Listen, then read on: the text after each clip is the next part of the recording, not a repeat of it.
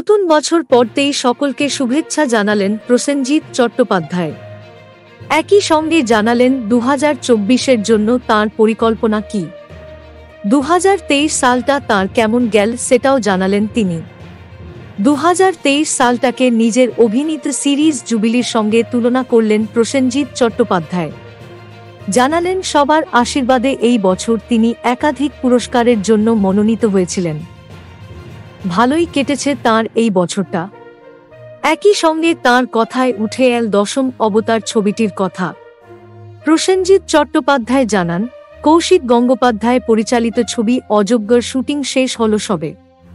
এটা আমার আর ঋতুপর্ণার 50তম ছবি।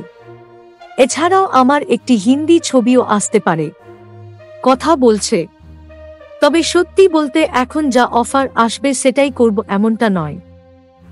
নতুন বছরে কি কি রেজলিউশন নিলেন প্রসেনজিৎ? এই প্রসঙ্গে অভিনেতা জানান, আমি প্রতিজ্ঞা করলেও সেটা কখনো পূরণ করতে পারি না। আমি এমন চরিত্রে অভিনয় করতে চাই যাতে আমার অভিনয় সত্তাকে চ্যালেঞ্জ করা হয়। তাই আশা করছি 2024 আমার জন্য পজিটিভ কিছুই নিয়ে আসবে। একই সঙ্গে প্রসেনজিৎ জানান, তিনি এবার ক্যামেরার সামনে নয়, পিছনে কাজ করতে চান। তাঁর কথায়, আমি 2024-25-এর মধ্যে পরিচালনা শুরু করে দেব। এটা নিয়ে পুরো দমে কাজ শুরু করে দিয়েছি।